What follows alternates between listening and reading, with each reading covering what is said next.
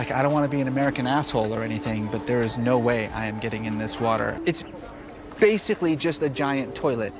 गंगा कोई पवित्र नदी नहीं है, कोई पूजने वाली नदी नहीं है, ये एक नाला है। ये बहुत बड़ा आयरनी है ना। रेजा असलम जो बाहर का व्यक्ति है वो आके बोल रहे हैं आप लोग बैकवर्ड हो। 3 साल की ये रिसर्च थी गंगा मैया के ऊपर। एकदम मैजिकल प्रॉपर्टीज है गंगा में।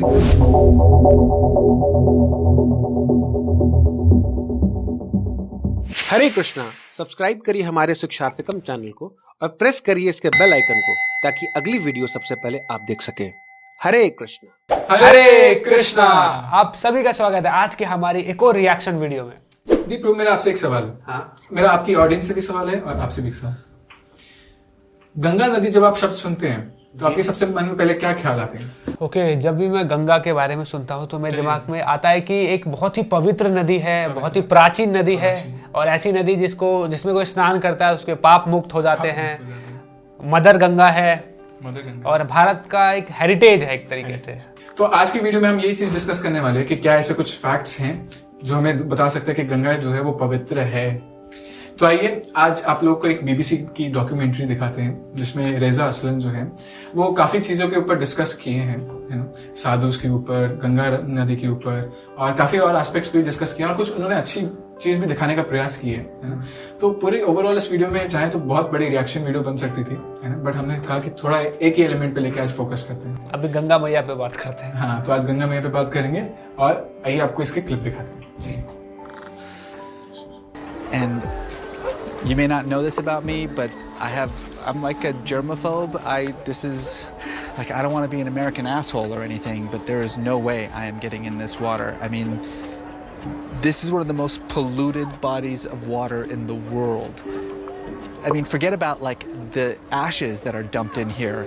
I actually have already seen 3 different cow carcasses. One I think was a cow carcass. It had a backbone. I couldn't even figure it out, floating in this water. There are millions of liters of human waste, sewage, untreated sewage that gets dumped into this water at Varanasi every day.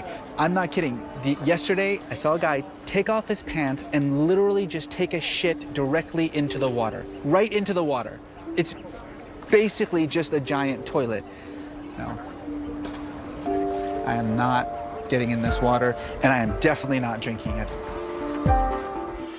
तो दीप प्रभु, आपको क्या समझ आया? आप कुछ बताना चाहेंगे दर्शकों को कि हम क्या बताना चाह रहे हैं इस वीडियो से? मुझे वीडियो देख के ये चीज समझ में आई कि जिस तरीके से उन्होंने प्रेजेंट किया ओवरऑल कि गंगा कोई पवित्र नदी नहीं है, कोई पूजने वाली नदी नहीं है, ये एक नाला है।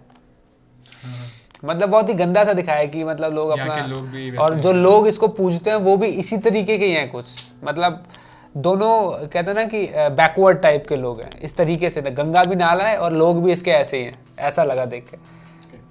तो आइए आप देखते जानते हैं कि क्या सच में गंगा नाला है या क्या उसकी एक्चुअली ट्रुथ क्या है। ठीक है, तो इसके लिए आज हम आपको एक और साइड लेके आए हैं क्योंकि इस डॉक्यूमेंट्री में तो सिर्फ एक ही एस्पेक्ट दिखाया गया कि गंगा जो है नाला जैसी है, बट इस एस्पेक्ट पे फोकस नहीं किया गया कि गंगा जो है एक पवित्र नदी है।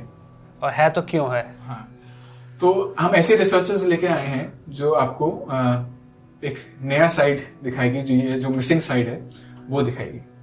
बताइए।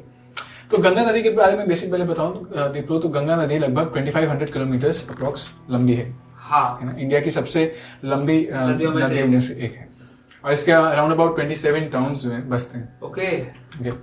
बट ये देखा गया कि गंगा का जो पानी है वो सड़ता नहीं है। कहने का मतलब है कि नॉर्मल वाटर जो है, क्योंकि जब उसमें ऑक्सीजन का लेवल जो है कम हो जाता है तो एनारोबिक बैक्टीरिया जो है उसमें पलने लगते हैं। ओके।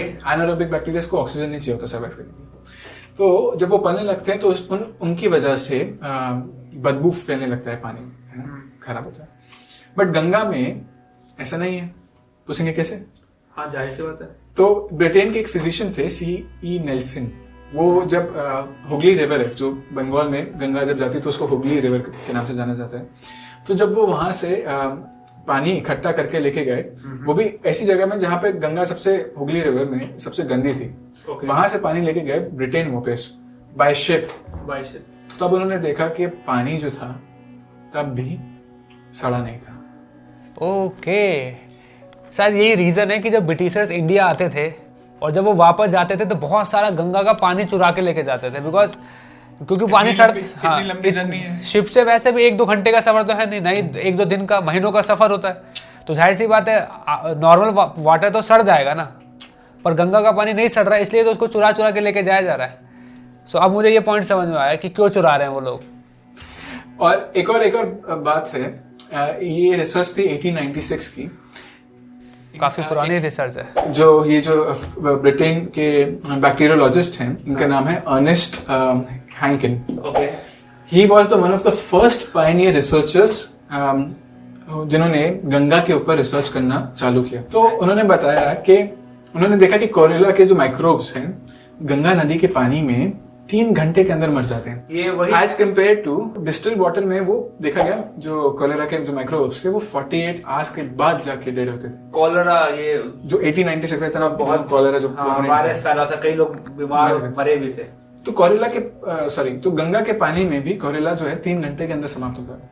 मतलब it was easily available for drinking. एक और चीज पता चलता है दीप्रो कि एक फ्रेंच साइंटिस्ट थे, जब वो गंगा विजिट करने आए इंडिया में, तो उन्होंने देखा ये पाया कि गंगा में एक बॉडी तैर रही थी, एक डेड बॉडी। तो पता चला था कि ये डेड बॉडी कॉलेरा और डिसेंट्री की वजह से वो व्यक्ति शरीर छोड़ गया। तो अब ये एक्सपेक्टेड है कि अगर बॉडी तैर रही है तो ऑब्वियसली उसके आसपास पानी गंदा ही होगा ना, जर्म्स होंगे उसमें, बहुत सारी चीजें, और वो भी कॉलेरा से मारा तो कॉलेरा के माइक्रोब्स होंगे। बट उन्होंने ये देखा कि कुछ ही फीट नीचे कोई भी अमाउंट ऑफ जर्म्स नहीं थे उस पानी में, मतलब कोई भी कॉलेरा के जर्म्स नहीं थे, कोई भी जर्म्स नहीं थे। कॉलेरा से मरा व्यक्ति तैर रहा है अभी भी पानी में। ऑफ कोर्स उसमें आइडियली तो उसके इर्द गिर्द सिर्फ जम्स होने चाहिए, बहुत सारे जर्म्स होने चाहिए। वो गंगा में डेड बॉडी पड़ी और जम्स नहीं फैल रहे। एकदम मैजिकल प्रॉपर्टीज है गंगा में कि वो वायरस को ही मार रहा है। ऐसा भी नहीं कि हजारों मतलब 2-3 किलोमीटर के बाद जर्म्स नहीं फैले, कुछ फीट नीचे ही नहीं फैल रहे। वाओ। और याद है आप एक बार मुझे इसी दौरान भार्गव की स्टडी भी शेयर कर रहे थे। हाँ यस, भार्गव की एक स्टडी हुई थी, 3 साल की ये रिसर्च थी गंगा मैया के ऊपर। उसमें देखा गया कि गंगा के अंदर कुछ ऐसी प्रॉपर्टीज हैं कि ये खुद को ही क्लीन करती रहती है। कैसे?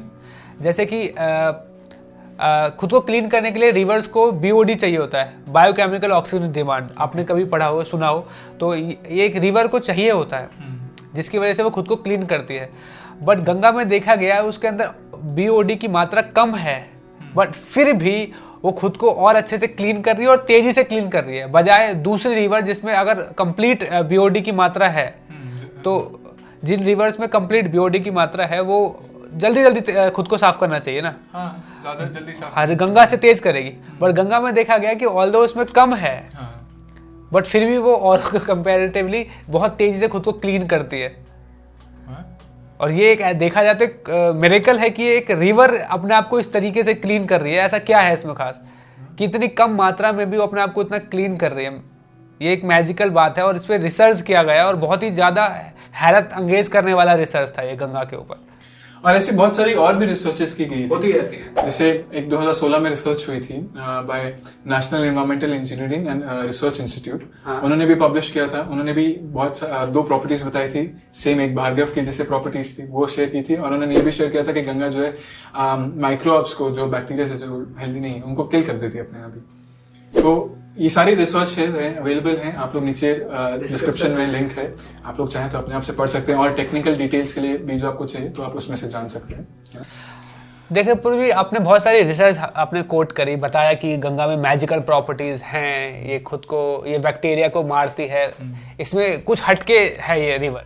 इतनी पावरफुल रिवर होने के बाद भी ऐसा क्या हुआ, क्या रीजन है कि आज इसकी ये हालत हो रखी है, इतनी बुरी हालात में है गंगा? आप इस पे क्या कहना चाहते हैं? इसमें क्या कल्चर, जैसे कि रजा असलन जी की वीडियो में दिखाने, देखने को और समझने को मिलता है कि कल्चर रजा असलन की माने तो अब माने तो हिंदू कल्चर है, सनातन कल्चर है, उसी ने ऐसी हालत करके रखी है। रिवर को गंदा किया हुआ है। बट दीप लोग अगर आप और रिसर्च देखेंगे ना तो एक रिसर्च थी on the impact of industrial pollution on river Ganga. तो उसमें पता चलता है कि एवरी डे इंडस्ट्रियल पॉल्यूशन जो है गंगा का अभी जो स्थिति है उसका 75% जो पोल्यूशन का स्थिति है उसमें कंट्रीब्यूट कर रहा है। एवरी डे वो 3000 मिलियन लीटर्स डिस्पोज करता है एवरी डे, सीवेजेस के थ्रू गंगा में सीधा डिस्पोज करता है, और ज्यादातर इसमें अनट्रीटेड डिस्पोजल होता है उसमें। मतलब आप सोच सकते हो 3,000, ये बहुत बड़ा आयरनी है ना। रेजा असलम जो बाहर के व्यक्ति है वो आके बोल रहे हैं ना कि आप लोग बैकवर्ड हो, बट ये नहीं देख रहा कि इंडस्ट्री भी किसकी देन है। इंडस्ट्री तो नहीं सनातन धर्म की देन है, इंडस्ट्री तो अमेरिका की तो देन है ना, फॉरेन कंट्रीज का ही तो देन है ना इंडस्ट्रियलाइजेशन।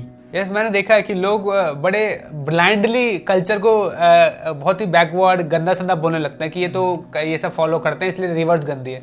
बट देखा जाए ये अपने गिलेबान को झांक के नहीं देखते कि एक्चुअली जो जिस वजह से इंडस्ट्री की वजह से air pollution, water pollution, land pollution और कई टाइप के पोल्यूशन हो रहे हैं, बट उसको ये लोग बिल्कुल छुपा देते हैं और सारा ब्लेम डाल देते हैं जो कल्चर फॉलो कर रहा है, ये जो आप तो रिलीजन फॉलो कर रहे हो, ये सब बैकवर्ड, आप लोगों की गलती की वजह से ही नदियां गंदी हो रही हैं। इसकी वजह से एक और चीज हो रहा है, रेजा असलन जैसे लोगों को देख के जो आज के देश का जो युवा है वो अपने ही कल्चर से हेट्रेड डेवलप करने लगता है। एग्री, क्योंकि उनको एक पूरा पर्सपेक्टिव तो दिखाया नहीं जा रहा। तो उनको लगता है कि अरे यार हमारा कल्चर ही बेकार है ना? जबकि ये पूरा फैक्ट नहीं दिखाया जा रहा उनको कि भैया एक्चुअली कारण क्या है और गंगा कितनी प्योर भी है। अब अपने इंडियन यूथ की बात की है तो मेरा एक सवाल आपसे है कि हम देख सकते हैं कि इंडियन कल्चर में हम सबको मदर के बुलाते हैं, तो नदियों को भी हम माँ बुलाते हैं, तो गंगा को गंगा मैया बुलाते हैं। तो कई बार लोग बोलते हैं कि क्या यार नदी है ये, तो इसको मदर क्यों बोल रहे हो? तो क्या गंगा को मानने का भी कोई, मदर मानने का भी कोई रीजन है या फिर जस्ट ऐसे ही बोल देते हैं लोग? देखो गंगा जो है वो हमारी मदर के समान ही। कैसे?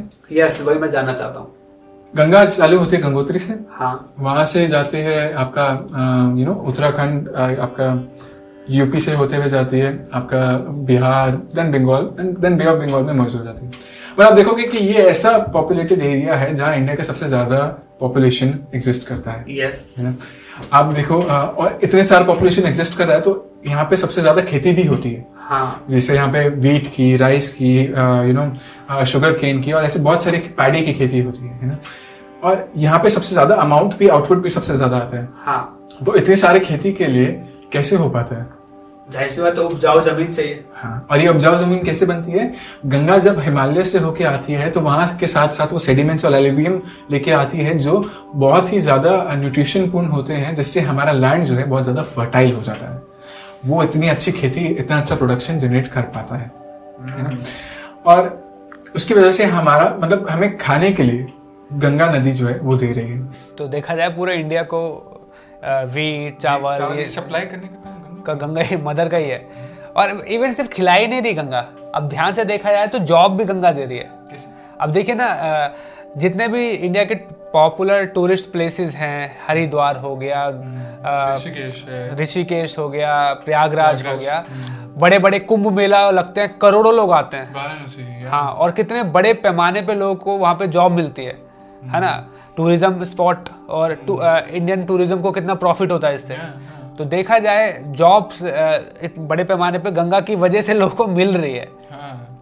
तो गंगा खिला भी रही है और गंगा जॉब भी दे रही है। हाँ, छोटी इंडस्ट्री से लेकर बड़े इंडस्ट्री, रिक्शा चलाने वाले से एक होटल चलाने वाले तक को बेनिफिट मिल रहा है। और ऊपर से देखा जाए हम लोगों का फेंका हुआ गंदगी को भी गंगा स्वीकार कर रही है, एक मदर की तरह गलतियों को भी स्वीकार कर लेती है। तो देखा जाए मदर की तरह ही गंगा ट्रीट कर रही है। और इवन आप ये भी जानोगे विप्रो, जो हमारा इंडिया का जो सबसे बड़ा डैम है, टेरी डैम जो है, वहाँ टेरी डैम कहाँ है? गंगा नदी पे ना। हाँ, यस। और वहां पे we are able to produce hydro electricity power, because वहां पे इतना ज्यादा प्रेशर आता है गंगा की नदी का, जिससे हमें इलेक्ट्रिसिटी प्रोड्यूस करना वाटर से बहुत इजी हो जाता है और हम लोग सप्लाई कर पाते हैं। तो न केवल खिला रही है, जॉब दिला रही है, बट बल्कि हमें एंजॉय करने के लिए इलेक्ट्रिसिटी भी दे रही है और हमारे फेंके हुए कचरे को भी स्वीकार कर ले रही है।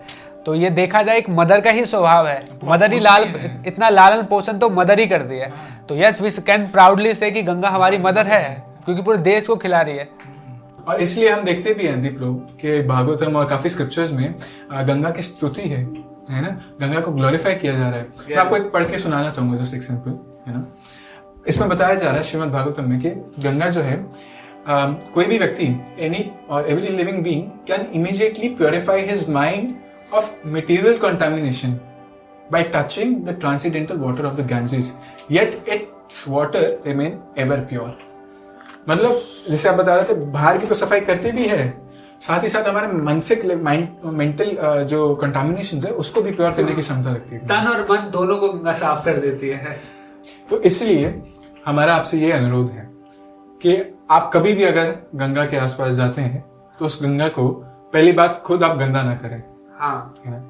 और दूसरी बात, उससे बेटर चीज ये है कि अगर आप देखते हैं किसी को गंदा करते हुए या गंदगी देखते हैं उसके आसपास, तो थोड़ा बहुत उठा के उसको साफ करें, है ना।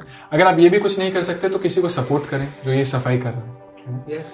और अगर आपके किसी के मन में ये भी आता है कि अच्छा मैं कुछ करना भी चाहता हूँ, है ना, बट गंगा मेरे घर के आसपास नहीं है, तो how should I work on this.